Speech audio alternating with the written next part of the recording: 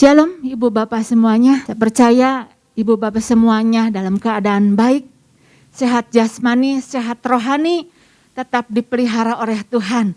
Karena kita adalah orang-orang yang dikasihi oleh Tuhan. Amin Ibu Bapak? Amin ya. Nah Ibu Bapak sampai begitu Tuhan mengasihi kita, untuk hal-hal luka pun Tuhan perhatikan. Jangan sampai ada luka. Sesuai dengan tema kita di minggu ini. Jangan menjadi prajurit yang luka. Karena kita adalah prajurit-prajuritnya Tuhan. Perjalanan kehidupan kita, pertempuran demi pertempuran belum selesai. Dan kita harus menjadi prajurit-prajurit yang bukan hanya memenangkan pertempuran, merebut kemenangan. Tetapi yang Tuhan inginkan adalah kita menjadi prajurit tanpa luka ya. Pesan Tuhan untuk minggu ini adalah jangan menjadi prajurit yang luka. Diambil dari Mazmur 109 ayat 21 sampai 22. Saya mau membacakannya. Tetapi Engkau ya Allah Tuhanku, bertindaklah kepadaku oleh karena namamu. Lepaskanlah aku oleh sebab kasih setiamu yang baik. Sebab sengsara dan miskin aku, dan hatiku terluka dalam diriku. Nah Ibu Bapak, Mazmur 109 ini terdiri dari 31 ayat ya. Mazmur ini sebagai sebuah mazmur doa yang emosional.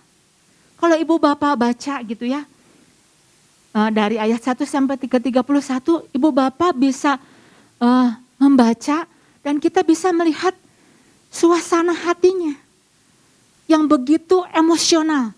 Bahkan dia mengungkapkan seluruh perasaannya, menginginkan Tuhan itu bertindak, jangan berdiam, karena hatinya sedang terluka. Dia menginginkan sebuah pembelaan daripada Tuhan. Karena dia merasa disakiti, dia difitnah pada waktu itu sehingga hatinya luka. Dan kita bisa lihat dalam Mazmur 109 ini bagaimana reaksi dia, tindakan-tindakan apa yang dilakukan oleh pemazmur ini. Nah Ibu Bapak, di dalam kehidupan kita ya, masalah soal konflik, soal adu pendapat, berbeda pendapat, adu argumentasi satu dengan yang lainnya bisa saja terjadi. Yang bisa sampai menimbulkan seseorang mungkin bisa marah, atau mungkin jadi seseorang jadi gak suka. Karena adanya perbedaan demi perbedaan. Pada saat kita berhubungan, pada saat kita berinteraksi, hal-hal yang demikian mungkin saja terjadi. Tetapi adalah merupakan sebuah hal yang wajar, manusiawi. Karena kita diciptakan dengan cara pandang yang berbeda, cara pikir yang berbeda. Namun yang menjadi permasalahan kita, pada waktu konflik itu terjadi, ada masalah yang terjadi, lontaran-lontaran kata-kata atau perbuatan, bisa saja seseorang menjadi terluka. Dan yang menjadi masalah adalah pada saat luka itu terjadi, tidak dibereskan. Tidak dibereskan. Mungkin ada kalanya kita berjumpa dengan orang-orang yang menjengkelkan kita. Setiap hari diperhadapkan, dipertemukan dengan orang-orang yang tidak bisa kita hindari. Mungkin perkataannya udah nyolot, tindakannya menyebalkan kita. Sampai-sampai kita merasa berat sekali menjalani kehidupan ini, berat sekali menjalani pekerjaan yang harus saya lakukan. Mungkin keluh kesah kita, sakit hati, terluka. Biasanya seringkali terjadi pada saat kita bersentuhan, bersinggungan dengan sesama kita.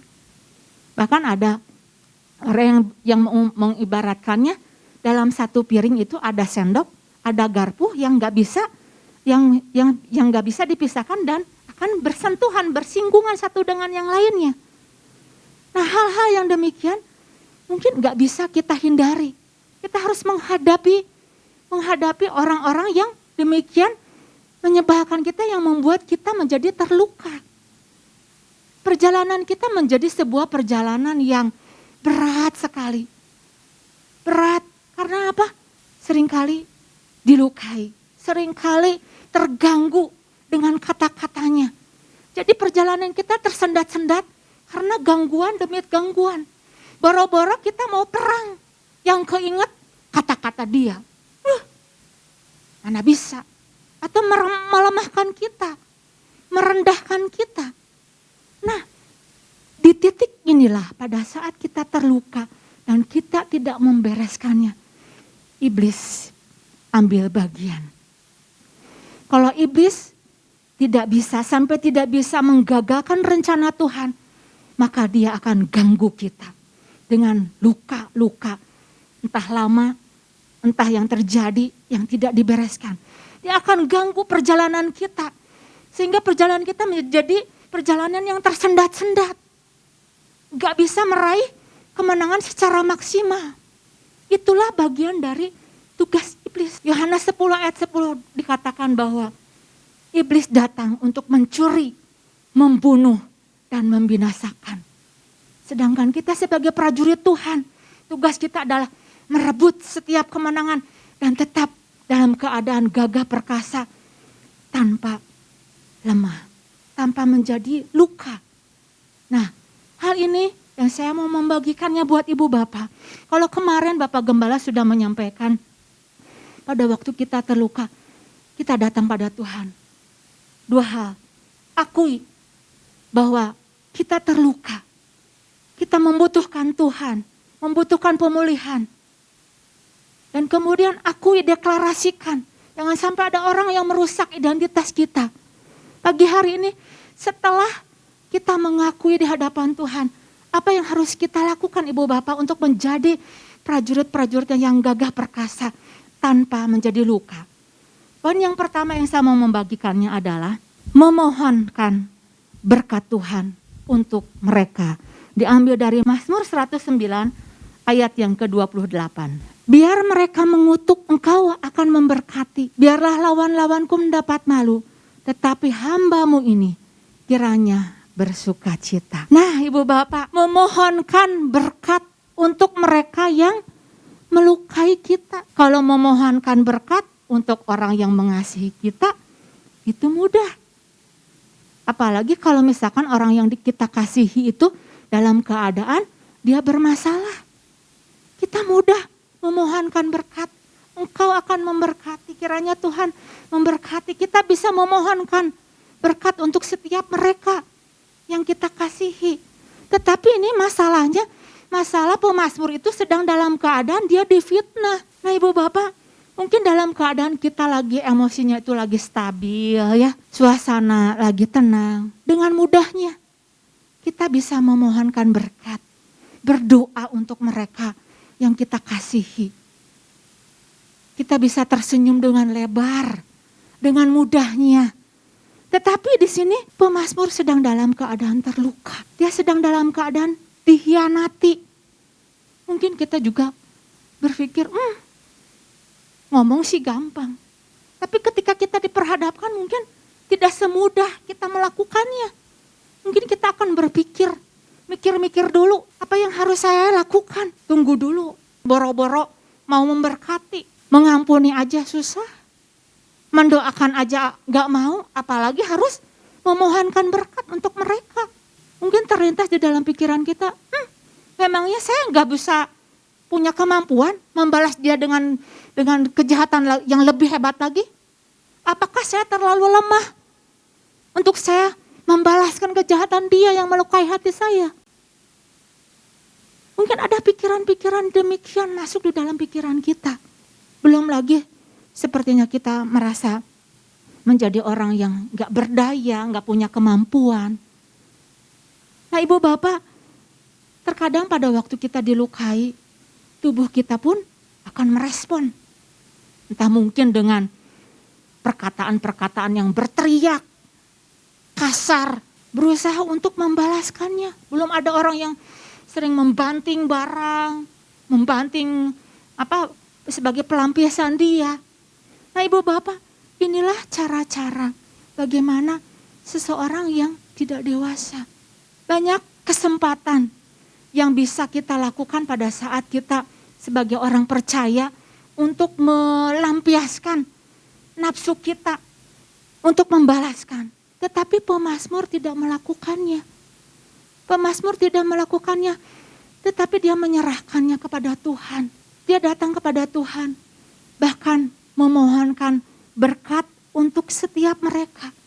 Disinilah kita bisa lihat bagaimana pemazmur sebagai seorang yang gagah perkasa. Dia orang yang kuat. Dia orang yang bisa mengalahkan benteng-benteng di dalam dirinya sendiri, mengalahkan kedagingannya. Dan dia tidak membalaskan, bahkan menyerahkan semua yang terjadi itu, menyerahkannya kepada Tuhan. Nah, Ibu Bapak, kita sama-sama baca terlebih dahulu di dalam Roma 12 ayat 19 sampai yang ke-21 ya. Saudara-saudaraku yang kekasih, janganlah kamu sendiri menuntut pembalasan, tetapi berilah tempat kepada murka Allah. Sebab ada tertulis, pembalasan itu adalah hakku. Akulah yang akan menuntut pembalasan, firman Tuhan.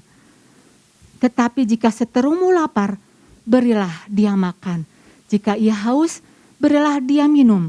Dengan berbuat demikian, kamu menumpukan bara api di atas kepalanya. Ayat 21, janganlah kamu kalah terhadap kejahatan, tetapi kalahkanlah kejahatan dengan kebaikan. Luar biasa Ibu Bapak, kalau jahat dibalas dengan jahat itu biasa. Tetapi kejahatan dibalas dengan kebaikan, itu luar biasa di hadapan Tuhan. Kita menjadi orang-orang yang menang di atas medan pertempuran diri kita sendiri. Benteng-benteng keangkuhan kita dikalahkan dan iblis tidak bisa berbuat apa-apa karena dia pun dikalahkan juga. Nah, Ibu Bapak, poin yang pertama itu yang saya mau membagikannya. Kemudian yang kedua, setelah kita memohonkan berkat untuk setiap mereka, kita juga bisa memohonkan sukacita dari Tuhan. Mazmur 109 ayat yang ke-28, Mazmur 109 ayat yang ke-28, biar mereka mengutuk, engkau akan memberkati, biarlah lawan-lawanku mendapat malu, tetapi hambamu ini kiranya bersukacita. Ibu Bapak, pernah lihat ada orang yang terluka bersukacita? Gak ada. Sulit untuk bersukacita dalam keadaan hati yang hancur, hati yang terluka. Boro-boro mau bersukacita, yang ada di sini adalah kepedihan, tangisan, jeritan, seruan kepada Tuhan. Tetapi ketika kita tahu bahwa sukacita adalah sebuah kekuatan yang memberikan kelegaan, kita harus kejar. Kita harus minta, memohonkan sukacita yang daripada Tuhan.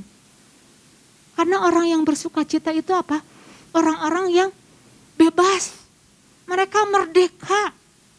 Dalam keadaan terluka dia bisa merdeka karena terlepas dari roh-roh yang mengikat dia. Nah, Ibu Bapak, Hana menyadari bahwa dirinya terluka pada waktu dia dibuli oleh Penina. Dia terluka, hatinya sakit sekali. Nah, kita lihat dulu ya di dalam 1 Samuel 1 ayat yang ke-7. Demikianlah terjadi dari tahun ke tahun. Setiap kali Hana pergi ke rumah Tuhan, Penina menyakiti hati Hana sehingga ia menangis dan tidak mau makan.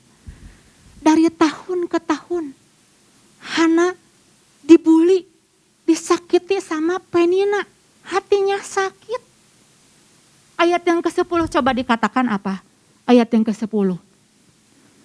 Dengan hati pedih ia berdoa. Jadi hatinya tuh terluka. Dikatakan sama Penina mungkin mandul. Aib. Buat apa kamu hidup? Wanita enggak berguna. Hana menginginkan anak. Sepertinya dalam situasi tersebut, Hana itu dipaksakan untuk memakai baju seperti Penina yang punya anak banyak. Ukuran Penina itu mau dipaksakan ke ukurannya Hana. Sehingga Hana sakit hatinya, dilukai terus menerus, bukan 1 kali 2 kali, bertahun-tahun dia dilukai. Gak enak Ibu Bapak, mendengar orang yang dilukai terus, dilukai terus, kemudian nggak ada penyelesaiannya, nggak kelihatan jalan keluarnya. Mungkin mandul terus. Saya pernah bertemu gitu ya dengan seorang wanita yang udah lama dia menikah, belum punya anak. Karena apa? Karena dia latah di dalam kata-katanya.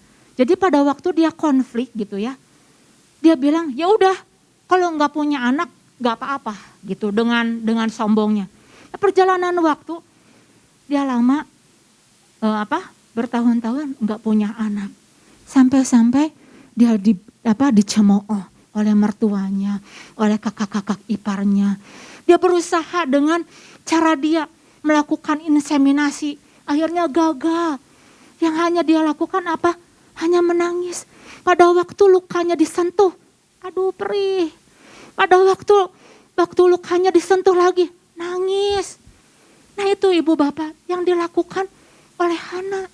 Mungkin pada waktu dia disentuh, dia nangis. Gak bisa bersuka cita.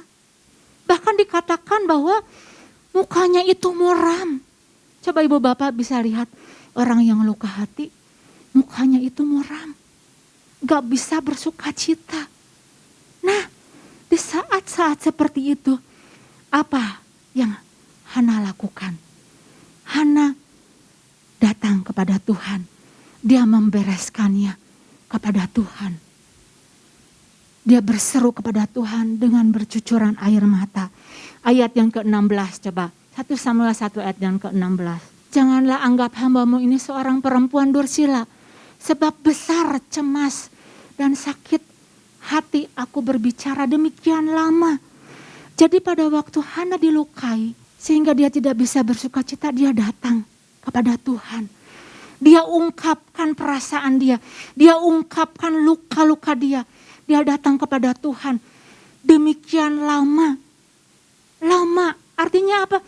Dia masuk tenggelam di dalam hadirat Tuhan. Dia tenggelam. Minta kekuatan daripada Tuhan. Minta supaya sukacita itu mengalir dalam kehidupannya. Bukan tenggelam dengan perasaan lukanya. Dia tidak menenggelamkan diri dengan keberadaan dirinya yang terluka. Tetapi dia datang memohonkan kepada Tuhan. Tuhan, ubahkan keadaan ini yang luka menjadi seorang wanita yang bisa bersuka cita. Nah, ibu bapak, mungkin hari-hari ini kita berusaha untuk membereskan permasalahan kita. Membereskan luka-luka di dalam kehidupan kita dengan cara-cara kita. Ada seseorang yang terluka, dia melampiaskan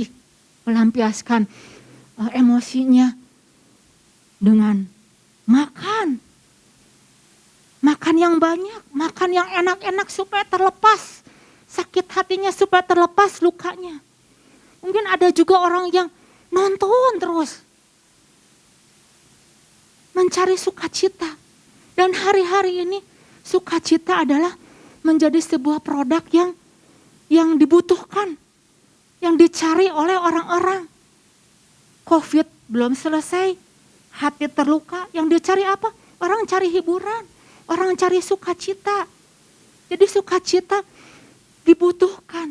Mereka mencari cuman cara yang mereka lakukan tidak pernah sejati, tidak pernah lama.